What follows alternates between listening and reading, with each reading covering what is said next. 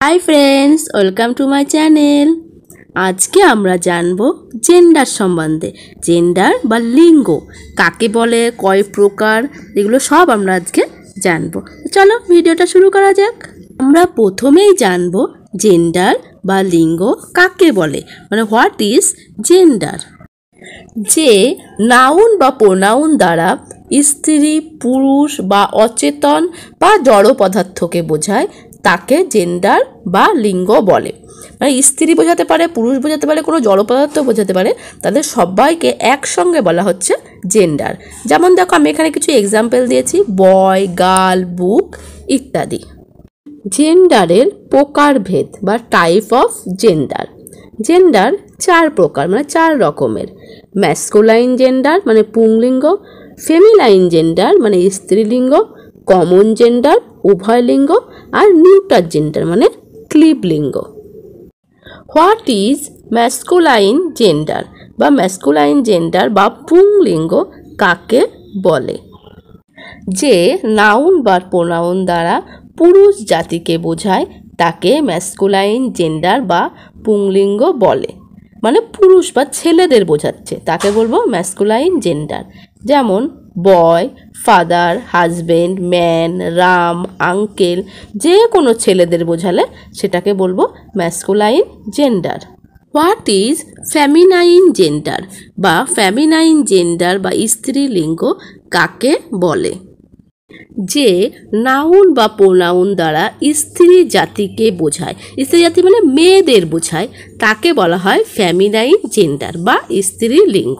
যেমন girl, mother, wife, aunt ইত্যাদি। মানে যে কোনো মেয়েদের নাম বা মেয়েকে বোঝালেই সেটা হবে ফেমিনাইন জেন্ডার বা স্ত্রীলিঙ্গ। What is common gender? Common gender বা উভয় লিঙ্গ কাকে বলে? যে নাউন বা প্রোনাউন দ্বারা পুরুষ বা স্ত্রী উভয় জাতিকে বোঝায় তাকে বলা হয় কমন জেন্ডার বা উভয় লিঙ্গ। যেমন দেখো এক্সাম্পল দিয়েছি, চাইল্ড, ফ্রেন্ড, বেবি ইত্যাদি। এখানে দেখো চাইল্ডের কথা বললে আমরা বুঝতে পারি না যে সে তাকে ছেলে বোঝাচ্ছে কি মেয়ে বোঝাচ্ছে। ফ্রেন্ড বললে সে মেয়ে বন্ধুও হতে পারে, ছেলে বন্ধুও হতে পারে। বেবি বললে সেটা বেবি গার্লও হতে পারে, বেবি বয়ও হতে পারে। তাই এই ধরনের আর কি নাউন বা প্রোনাউনগুলোকে বলা হয় কমন জেন্ডার বা উভয় লিঙ্গ।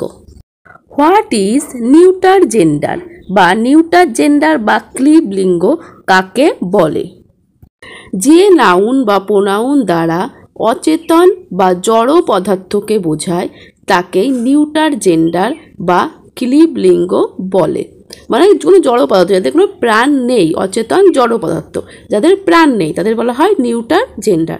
যেমন দেখো book, mobile, computer, chair, table, pen, আমাদের চারিপাশে যা জিনিস আছে যাদের প্রাণ নেই, জড় পদার্থ, তাদের সবাইকেই বলা হয় নিউটার জেন্ডার। এতক্ষণ আমরা জানলাম নাউনের জেন্ডারগুলো। এবার আমরা প্রোনাউনের জেন্ডারগুলো দেখে নিই, যে প্রোনাউনের সময় মেল, ফিমেল বা কমনের ক্ষেত্রে আমরা কি কি ব্যবহার করব। Pronouns use for males. প্রোনাউনের ক্ষেত্রে আমরা কি কি মেল ব্যবহার করি? হি, হিজ এবং হিম, এই তিনটে প্রোনাউনকে আমরা মেল হিসাবে ইউজ করি। প্রোনাউন্স ইউজ ফর ফিমেল, মানে কোন প্রোনাউনগুলোকে আমরা ফিমেলের ক্ষেত্রে ব্যবহার করি সেটা হচ্ছে শি আর হার, এই দুটো প্রোনাউনকে আমরা ফিমেলের ক্ষেত্রে ব্যবহার করি।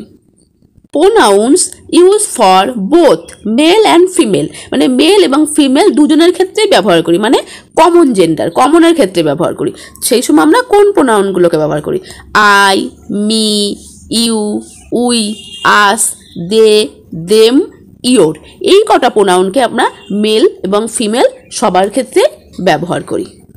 Pronounce use for animals and thing. Animal এবং থিংস মানে কোনো বস্তুর ক্ষেত্রে আমরা কোন প্রোনাউনকে ব্যবহার করি সেটা হচ্ছে ইট। ইটই একমাত্র জিনিস, ইটকেই আমরা অ্যানিম্যালের ক্ষেত্রেও ব্যবহার করি এবং থিংসের ক্ষেত্রেও ব্যবহার করি। আজ এই পর্যন্ত। যদি তোমাদের ভিডিওটা ভালো লাগে তাহলে প্লিজ চ্যানেলটা সাবস্ক্রাইব করো, লাইক করো, শেয়ার করো, কমেন্ট করতে ভুলো না কিন্তু। Thank you.